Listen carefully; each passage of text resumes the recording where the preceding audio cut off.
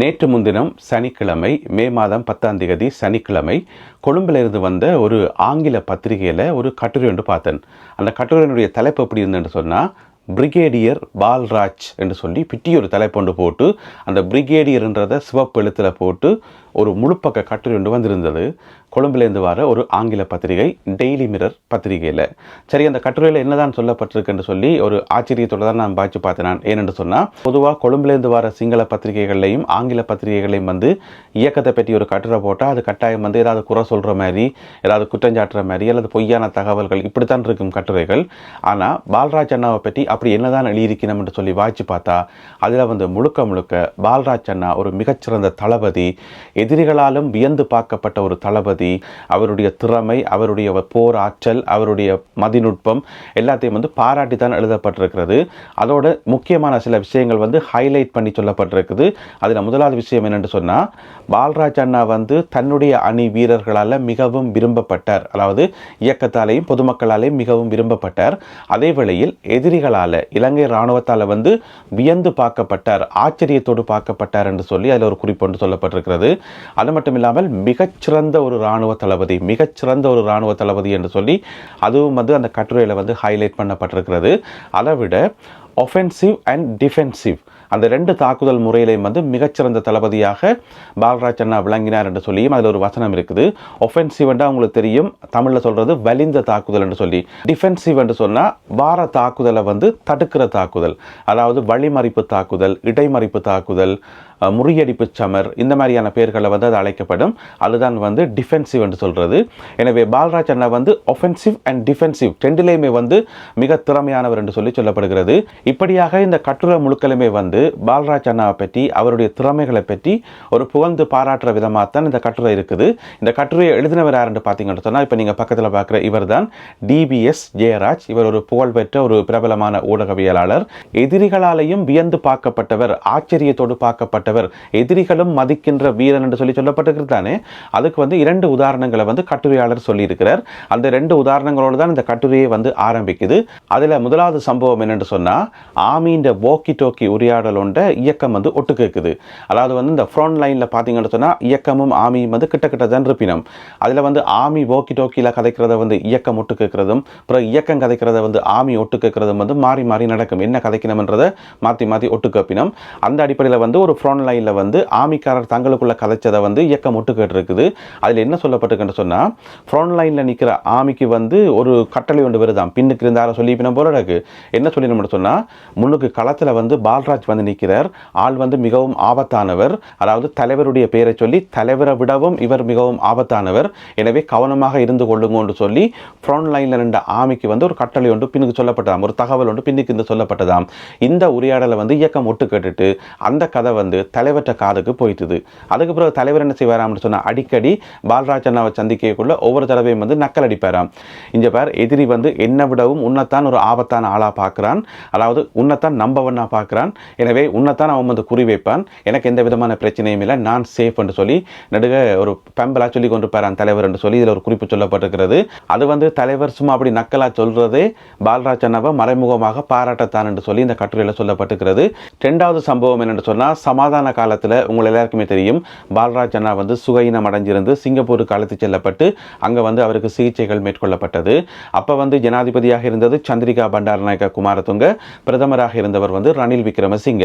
இந்த ஒரு காலப்பகுதியில் நோர்வேயினுடைய தலையீட்டோட, நோர்வேயினுடைய சமாதான முயற்சிகளோட இயக்கத்துக்கும் இராணுவத்துக்கும் இடையில, இயக்கத்துக்கும் அரசாங்கத்துக்கும் இடையில சமாதான காலம் இருந்தது. அந்த காலப்பகுதியில் தான் பால்ராஜ் அண்ணா சிங்கப்பூருக்கு அழைத்து செல்லப்பட்டவர். இப்போ சிகிச்சையெல்லாம் முடிஞ்சு திருப்பி கட்நாயக்கா ஏர்போர்ட்டில் பால்ராஜ் அண்ணா இறங்குறார். அப்போ அவரோட பார்த்தீங்கன்னு சொன்னால் நோர்வேஜிய சமாதான தூதுவர்களும் வந்திருந்தவே. அவர்கள் இப்போ கட்நாயக்கா விமான நிலையத்தில் இருந்து ஹெலிகாப்டர் மூலமாக கிளிநொச்சிக்கு கூட்டிக் கொண்டு போயினோம் பால்ராஜ் அண்ணாவை. இதுதான் அந்த ஏற்பாடு. இப்படி இருக்கும்போது கட்நாயக்கா ஏர்போர்ட்டில் பால்ராஜ் அண்ணா இறங்கினா பிறகு திடீரென்று இராணுவத்தை சேர்ந்த ஒரு 15 வரையான ஒரு தளபதிகள், அதில் பார்த்தீங்கன்னு சொன்னால் கேப்டன் தர அதிகாரிகள் இருந்தவையாம், மேஜர் தர அதிகாரிகள் இருந்தவையாம், லெப்டினன்ட் கேர்னல் தர அதிகாரிகளும் இருந்தவையாம்.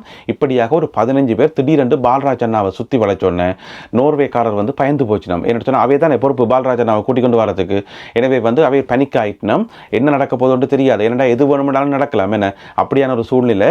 எனவே அந்த 15 பேரும் என்ன செய்ய போயினோம் என்று சொல்லி திகைச்சு போயிருக்கும் போது அந்த வந்த 15 இராணுவ தளபதிகளும் வந்து பால்ராஜ் அண்ணா வந்து சுகம் விசாரித்ததும் கை குலுக்கினதும் அவரோட ஒரு சில வார்த்தைகள் வந்து சும்மா இருக்கிறீங்களான்னு சொல்லி கடைசியில் பார்த்தா அவையில் நலம் விசாரிக்கத்தான் வந்திருக்கணும். ஒரு கொஞ்ச நேரம் நின்று கதைச்சு போட்டு நல்ல விதமாகவே கதைச்சு போட்டு அப்புறம் அங்கே இருந்து அங்கே போயிட்டோம் என்று சொல்லி அதுக்கு பிறகு தான் அந்த நோர்வேக்காரருக்கு வந்து நிம்மதி வந்தது என்று சொல்லி இந்த கட்டுரையில் சொல்லப்பட்டிருக்கிறது.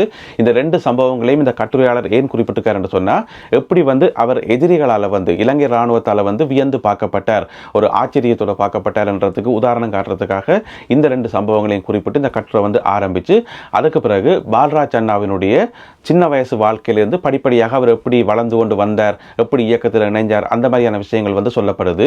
பால்ராஜ் அண்ணா வந்து 1965ஆம் ஆண்டு நவம்பர் மாதம் 27ஆம் தேதி கொக்கு தொடுவாயில் பிறந்திருக்கிறார். முல்லைத்தீவு மாவட்டத்தில் இருக்கக்கூடிய கொக்கு தொடுவாயில் பிறந்திருக்கிறார். அவருடைய ஆரம்ப கல்வி வந்து கொக்கு தொடுவாயில் கல்வி கற்றுட்டு பிறகு உயர்கல்விக்காக புல்மோட்டை திருவோணமலை மாவட்டத்தில் இருக்கக்கூடிய புல்மோட்டையில் போய் படித்து கொண்டிருக்கிறார். அப்போ வந்து ஓஎல்ல வந்து நல்ல விதமாக பாஸ் பண்ணி ஏஎல் படித்து கொண்டிருக்கார். அப்போ அவருடைய பெற்றோருக்கு வந்து விருப்பம் என்னென்று சொன்னால் அவர் வந்து யூனிவர்சிட்டிக்கு போகணும் என்று சொல்லி பெற்றோர் பார்த்தீங்கன்னு சொன்னால் அப்பாவினுடைய பேர் வந்து கந்தையா, அம்மாவினுடைய பேர் வந்து கண்ணகி. அவைக்கு வந்து 5 பிள்ளைகள்.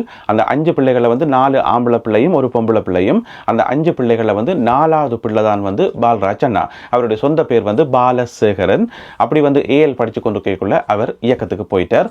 1984ஆம் ஆண்டில் பால்ராஜ் அண்ணா இயக்கத்துக்கு போகிறார். இயக்கத்துக்கு போயிட்டு பயிற்சிக்காக ட்ரைனிங்குக்காக இந்தியாவுக்கு அனுப்பப்படுறார், தமிழ்நாட்டுக்கு அனுப்பப்படுறார்.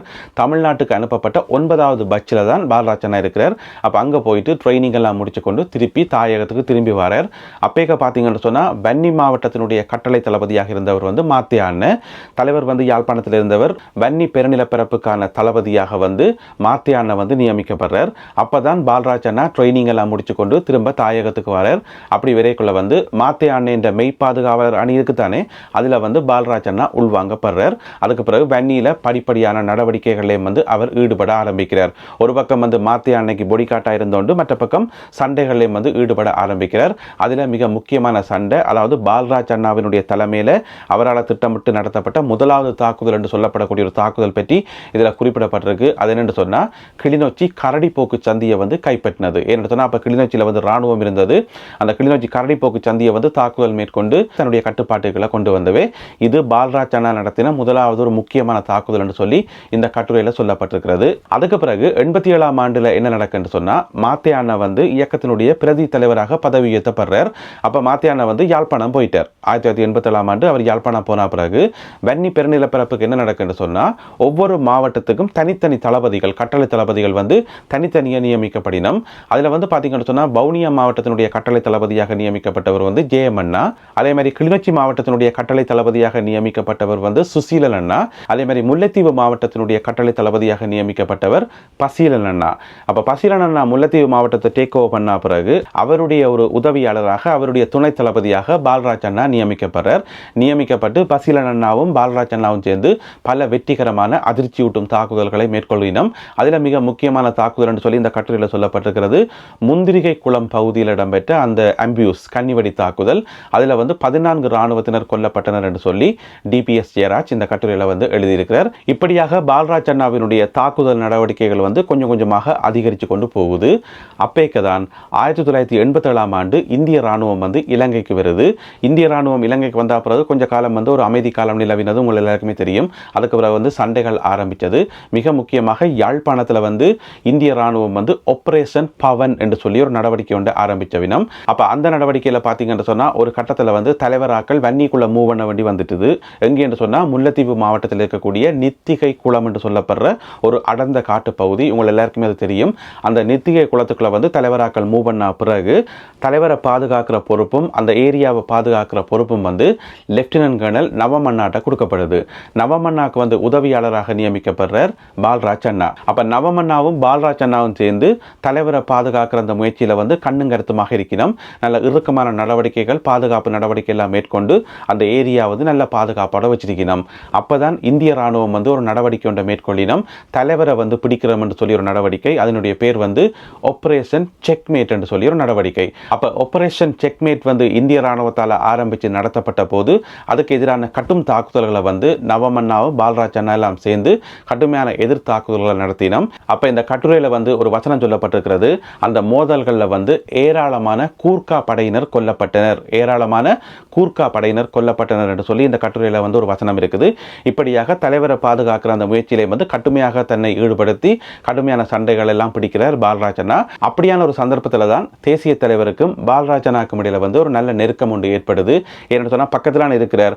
அப்போ வந்து பால்ராஜ் அண்ணா அவருடைய திறமையையும் அவருடைய விசுவாசத்தையும் வந்து தேசிய தலைவர் நேரடியாகவே பார்க்கக்கூடிய மாதிரி இருந்தது.